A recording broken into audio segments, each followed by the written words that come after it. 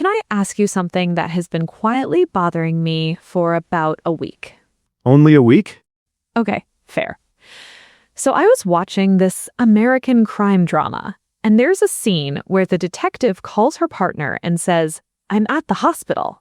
And I thought, you're clearly inside the hospital. You're calling from inside the building. So why does she say at? And then? And then 2 episodes later, a completely different character gets a phone call and tells his wife, "Your father is in the hospital." And immediately, everyone on screen is worried, like something is seriously wrong. And I thought, wait, those 2 sentences are not the same thing. They are not the same thing at all. And I have been using both of them completely randomly for years, and I never once realized there was a difference. That one example, at the hospital versus in the hospital, is actually the perfect entry point into what we are covering today. In, on, and at. 3 words you use every single day in English, and almost nobody who learned English as a second language was ever taught the logic underneath them. And the logic matters because getting these wrong in professional writing, in a work email, in an interview answer does not just sound slightly off. It can actually change what you are trying to say entirely. Which I did not know until about 30 seconds ago. By the end of this episode, you will have the complete system, not a list of rules to memorize. The actual reason these words work the way they do. Welcome to Almost Native, where we close the gap between the English you learned and the English people actually speak. Alright, before we explain anything, I want to show you 3 sentences. React honestly, right or wrong. Ready. First one. Imagine you receive this email from a colleague. "Hey, could we push Monday's stand-up to later in the week? I'm going to be out of the office in Wednesday." Out of the office in Wednesday. That sounds... Honestly, it sounds close to right, but something feels slightly off about it. Is it wrong? It is. Second one. You're looking at someone's LinkedIn profile. The description says, 3 years working in a tech startup in San Francisco, currently working in Amazon. Working in Amazon. I say that. I say in Google, in the BBC, in Microsoft. Is that wrong? It is. Third one. A coworker tells you where to find something. The printed copies of the report should be on the cabinet, top shelf. On the cabinet. On the cabinet sounds like the copies are sitting on top of the cabinet, like balanced on the surface of it. That is where my mind went. Is that the mistake? You are already very close with that one. Okay, so all 3 are wrong? All 3. And they all sounded fine to me. I mean, in Wednesday gave me a small pause, but working in Amazon sounds like something I say regularly. You probably do say it. And you are not alone. I have heard this in formal presentations, in job interviews, in cover letters. I previously worked in Goldman Sachs. I was in the BBC for 4 years. It appears everywhere and nobody corrects it because the meaning comes through anyway. That is exactly the problem, right? You don't get corrected, so you think you're right. And in casual conversation, it does not matter very much. But in a job application, in a formal email to a senior colleague, in a presentation, it starts to register. Not as a dramatic error, as a small but consistent signal that something is not quite native. And you don't know people noticed. You don't. Which is, I think, the most frustrating part. I told my whole family I had an interview in Apple last year. Everyone was excited. Nobody mentioned the preposition. Nobody ever does. Okay, so why are all 3 of those wrong? Because even sitting here knowing they are wrong, I genuinely cannot see what the rule is. They all still sound fine to me. All right. Here is the answer. And the good news is it is one rule, not 3 separate lists. Think of in, on, and at as 3 different sizes. At is the smallest. It is a point, a specific pinpoint. On is the middle size. It is a surface or a flat layer. In is the largest. It is a container, an enclosed space, and the key is this. The same 3 sizes apply to both time and place. It is not here are the time rules and here are the place rules. It is one rule applied to 2 different things. So once I understand the sizes, it works for everything. That is the idea. Let's go through time first. At is a precise moment on the clock. At 9 a.m., at midnight, at noon. A single point in time. On is a specific day or date. On Wednesday. On July 4th. On Christmas morning. Days have a surface to them like a square on a calendar you can point to. In is a longer period of time you are inside. In the morning. In July. In 2024. In the 90s. You are contained within that stretch. So out of the office in Wednesday is wrong because Wednesday is a day. Days are on, not in. Out of the office on Wednesday. I feel the difference now. Like Wednesday has a shape and I am standing on it, not floating inside it. That is a useful image, honestly. Now for place. Same three sizes. At is a specific location treated as a point or a destination. Where you are, as a fact. At work. At school. At the airport. At the gym. On is a surface. On the desk. On the wall. On the bus. On Fifth Avenue. In is an enclosed space you are physically inside. In the room. In the building. In the car. In the city. And to the tree. So working in Amazon is wrong because Amazon is a company, an institution. It is not an enclosed space I am inside. It is more like a destination, a location point. Exactly. You work at Amazon, at Google, at the BBC. You treat the organization like a location you are at, the way you are at school or at work. Because you are at that company, not inside it like it is a room. Right. And think about how you would say the physical building. I'm in the Amazon office right now. That is fine because you are physically inside the building. But I work in Amazon, as in, the company is my employer. That is wrong. You work at Amazon. So in the Amazon offices and at Amazon are both correct, but they mean different things. Different emphasis entirely. One is about your physical location, the other is about your employer. Okay. And the cabinet? What did your instinct say? That on the cabinet sounds like the documents are sitting on top of the cabinet, on the surface of it. Exactly right. On the cabinet is the surface, the top of it. A cabinet is a container. You store things inside it. So the documents are in the cabinet, top shelf. The preposition was accurate, but for the wrong surface. There is a surface on top of the cabinet, but that is not where the documents are. Right. Now here is where I want to go deeper. Because there is something beyond the basic system that most people never learn. The hospital thing. The hospital thing. I knew we were coming back to it. At and in can both apply to the same physical location, but they say something different about your relationship to it. She's at the hospital means she is there. As a location. She might be visiting. She might work there. She might have gone to drop something off. She went there. Right. But she's in the hospital means she is admitted. She is a patient.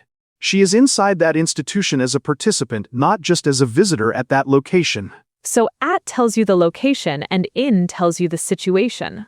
I would put that on the board. And this applies to other places too, not just hospitals? Yes.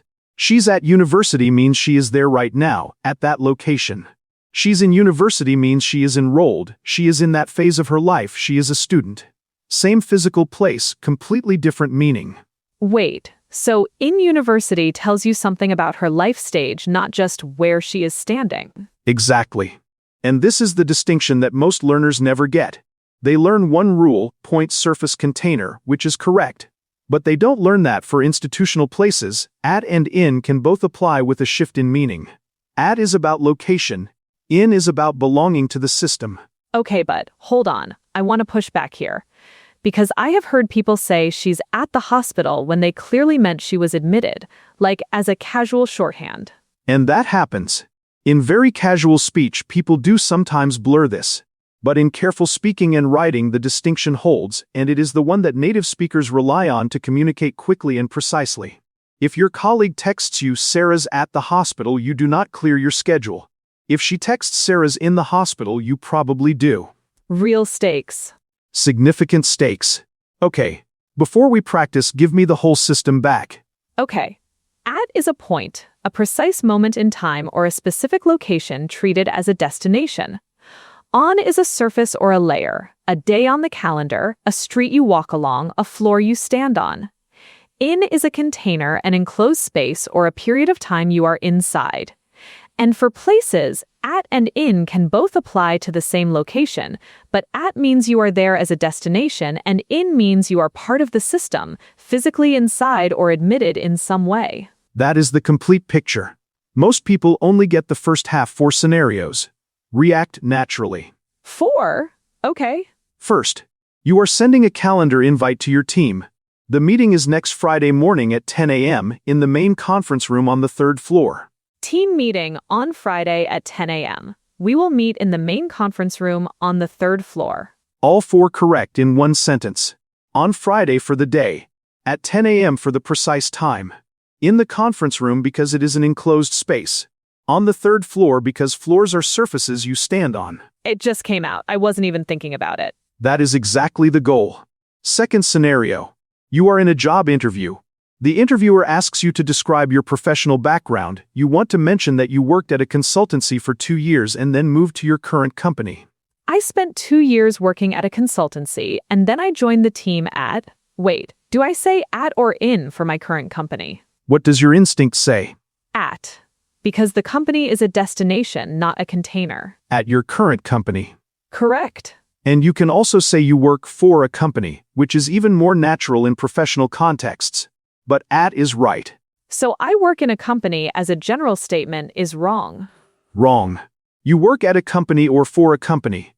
In a company sounds like you are physically inside a building, which is too literal for describing your employment. That is the kind of thing I have been saying wrong in every job interview I have ever had. Now you won't. Third scenario. A client calls and asks where you are. You are sitting at your desk on the 5th floor, inside the building. I'm in the building, on the 5th floor, at my desk. All 3. Notice how that chain of 3 prepositions sounds completely natural now. In the building, enclosed space. On the 5th floor, surface you stand on. At my desk, a specific location point. I never understood why on the 5th floor was right. I just knew it was. But now I actually see it. The floor is a surface. Right. And now the tricky one. I've been waiting for this. Your colleague sends you a text. Is everything okay? Someone told me Sarah is at the hospital. You know the full story. Sarah had a minor accident at work. She went in for a checkup. She is completely fine. She is not admitted. She is not staying. How do you reply? I want to make clear that she just went there, not that she is a patient. So I would say something like, she's totally fine. She just went to the hospital for a checkup. She's not in the hospital. Perfect. You use the in distinction deliberately to deny it. She's not in the hospital carries exactly the right weight. It tells your colleague immediately that there is nothing serious. Without that distinction, my colleague might worry all afternoon. They might.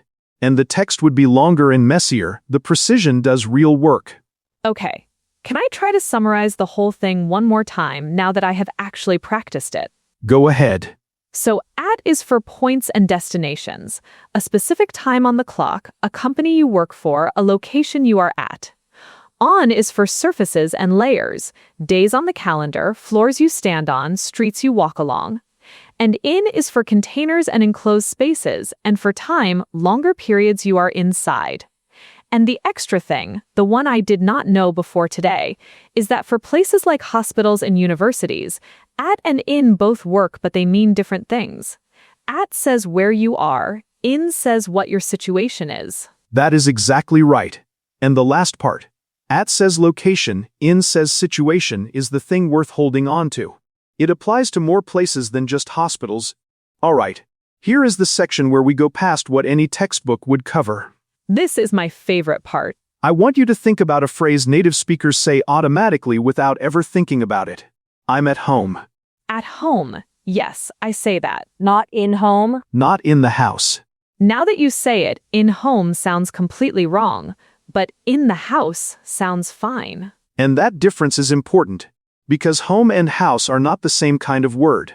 House is a physical building. You can be in the house, meaning inside the physical structure. But home is a concept. It is your base, the place you return to, the place where you belong. And concepts like that take at home, at work, at school, at church. These are all locations treated as states, not containers. So at home is the same grammar family as at school and at work. Exactly. You are at home the way you are at work. You are in that mode, at that base. And this is why in home sounds so wrong. Home is not a room you are inside, it is a destination you are at. Okay, that explains something I have been doing correctly for years without understanding why. Which is the best kind of insight actually. It confirms the instinct. What about in the house? When would you say that? In the house is about physical location inside the structure of the building. Is anyone in the house? You are asking about the physical interior. But I'm at home means you are in your home mode, at your base. You would never say I'm at the house as a general statement. That sounds like you are at someone else's house, a specific location. I'm at the house sounds like you mean a specific house, not your own home. Right. I'll be at the house from 7 o'clock sounds like you are going to a specific address. I'll be at home from 7 means you are staying in. That is a real difference. I would have used those interchangeably. Now, there is a dialect distinction worth knowing because if you move between the US and UK, this will catch you off guard. In British English, in hospital, without any article, without the, means you are admitted as a patient. My mum's in hospital, he's been in hospital for 3 days. Wait, no the? No the. It is treated like in school or in prison or at work. It is an institutional state, not a physical building. An American would say in the hospital with the article. Both mean the same thing, but a British speaker drops it entirely.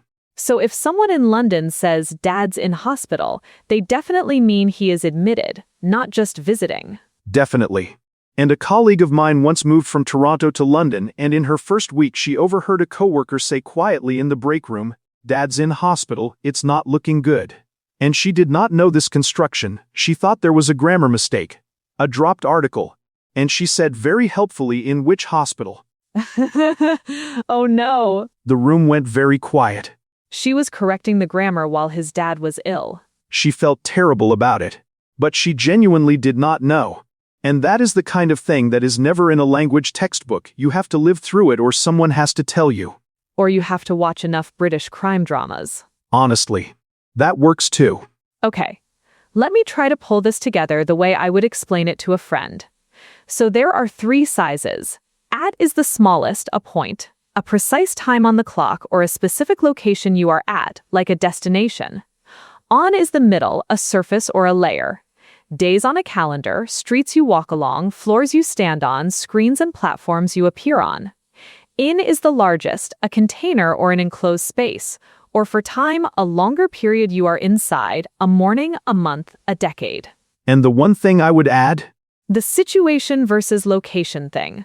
For places like hospitals and universities, at means you are there as a location, and in means you are part of the system. You are a patient, a student, you are admitted in some way. And at home is its own thing worth knowing. Home is not a container, it is a state. You are at home the way you are at work or at school. I knew you were going to add that one. I could not let it go. Here is something worth sitting with. Every language has its own way of thinking about space and time. They all carve it up differently. What English did with in, on, and at, this system of points and surfaces and containers, is not obvious. It is not universal.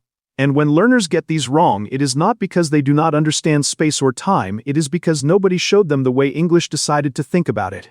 I thought prepositions were just something you absorbed, or you didn't. I didn't know there was logic underneath the whole thing. There almost always is. If today made one thing clearer, stick around. We have a lot more of these coming.